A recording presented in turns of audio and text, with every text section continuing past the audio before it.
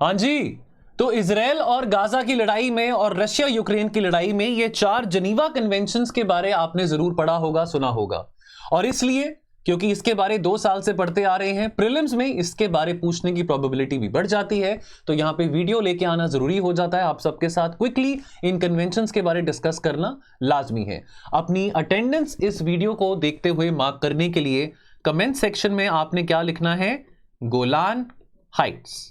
100 से ज्यादा कमेंट्स आएंगे तो एक और शानदार video related to prelims 2024 within 1 week में लेके आऊंगा। आइए समझते हैं। पहला जनीवा कन्वेंशन कहता है जख्मी और बीमार सिपाहियों की सुरक्षा करना। देखिए अब इजराइल के साथ क्या हो रहा है। इजराइल की आर्मी की लड़ाई हमास से होनी चाहिए, हमास की लड़ाई इजराइल की आर्मी से होनी चाहिए, लेकिन वीडियोस आ रहे हैं सोशल मीडिया पे, हम देख रहे हैं कि औरतें, बूढ़े, बच्चे ये सब भी मारे जा रहे हैं। तो वो बच्चे और जो बूढ़े और जो औरतें हैं वो तो ना इजराइल की आर्मी के हैं और ना वो हमास के हैं, तो इनोसेंट सिविलियंस क्यों मारे जा रहे हैं? और साथ के साथ जो सोल्जर्स मारे जा रहे हैं उनकी सुरक्षा कौन करेगा? अब यहां पे डिस्टिंग्विश करना बहुत ज्यादा जरूरी हो जाता है सिविलियंस के बीच में और कम्बेटेंट्स के बीच में। कॉम्बैटेंट जिसको हम कहते हैं, कम्बैटेंट कौन होता है? जो सिपाही है, इजराइल का सिपाही हो या हमास का सिपाही हो, रशिया का सिपाही हो, यूक्रेन का सिपाही हो, तो जो सिपाही है वो भी तो इंसान है ना, उसको भी ह्यूमेन ट्रीटमेंट देना बहुत ज्यादा जरूरी है। तो इस करके पहला जनीवा कन्वेंशन कहता है कि to protect the wounded and sick soldiers during the times of war. दूसरा जनीवा कन्वेंशन अगेन ये भी सिपाहियों की ही बात करता है।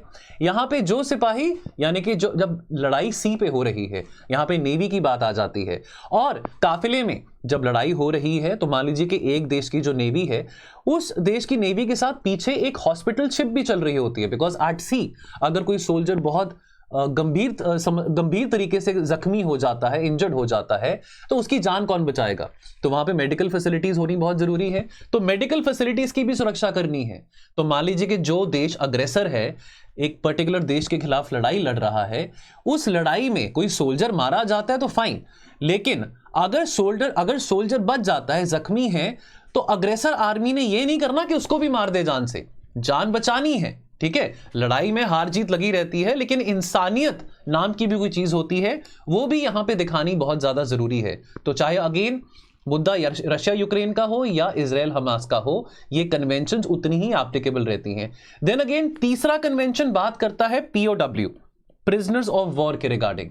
हुआ था ना 1971 में 90,000 पाकिस्तान के सिपाही हमने कैद रखे थे, लेकिन उन 90,000 सिपाहियों को हमने ह्यूमेन ट्रीटमेंट दिया था, चाहे वो हाइजीन फैसिलिटीज हो, मेडिसिन हो, फूड हो। तो ये सब इंसानियत के तौर पे, इंसानियत के वास्ते करना पड़ता है। भारत ने भी ये कर दिखाया था 1971 की लड़ाई में। तो प्रिजनर्स ऑफ वॉर, लड़ाई में हार जीत है फाइन, आपने अगले दूसरे देश के सिपाहियों को कैद करके रखा है, लेकिन आपको उनको ह्यूमेन ट्रीटमेंट देना होगा। तो ये जो पहली 3 जिनीवा कन्वेंशंस हैं, ये तीनों के तीनों कन्वेंशंस सिपाहियों के रिगार्डिंग, सोल्जर्स के रिगार्डिंग बात कर रही है। इकलौती चौथी जिनीवा कन्वेंशन है जो कि सिविलियंस के रिगार्डिंग बात करती है कि सिविलियंस को प्रोटेक्ट करना भी बहुत ज्यादा जरूरी है, इंक्लूडिंग दो सिविलियंस इन दी ऑक्यूपाइड टेरिटरी।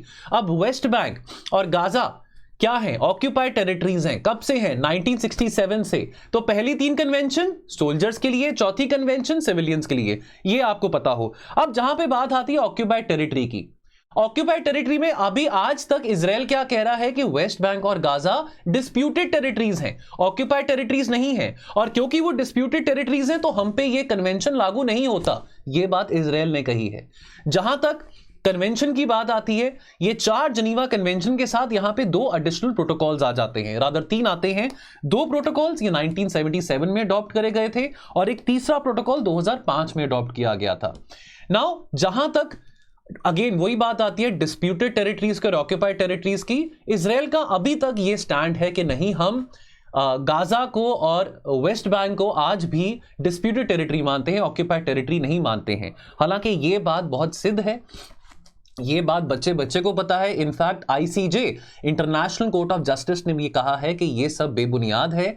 आज भी 1967 से लेके आज तक, 1948 में इजराइल का एग्जिस्टेंस हुआ था, इजराइल का जन्म हुआ था, और 1967 से लेके आज तक जो जो टेरिटरीज इजराइल के कब्जे में हैं वो ऑक्यूपाइड हैं, तो यहां पे जिम्मेवारी इजराइल की बनती है कि इनोसेंट सिविलियंस को प्रोटेक्शन मिले, चाहे वो वेस्ट बैंक है या चाहे वो गाजा है। वंस अगेन यहां पे हम देख सकते हैं गोलान हाइट, जो कि मैंने आपको कमेंट सेक्शन में कमेंट करने को कहा है, ये एक ऑक्यूपाइड टेरिटरी है बाय इजराइल, ये भी सिंस 1967 है, लेकिन गोलान हाइट्स किसका हिस्सा है वो भी जरा कमेंट सेक्शन में बताइएगा। कल सुबह संडे सुबह 11 बजे मैं लेके आ रहा हूं PYQ मैराथन IR का 2011 से लेके 2023 तक का कॉम्प्रिहेंसिव IR का मैराथन डिस्कशन होगा, तो प्लीज जरूर आइएगा, कॉफी का कप साथ में लेके आइएगा। और रैपिड रिवीजन प्रोग्राम 50 घंटों में रैपिडली हम रिवाइज करेंगे important topics of all the subjects. ये प्रोग्राम 11 अप्रैल से शुरू हो रहा है। चलिए मिलते हैं कल PYQ मैराथन सेशन में। जय हिंद।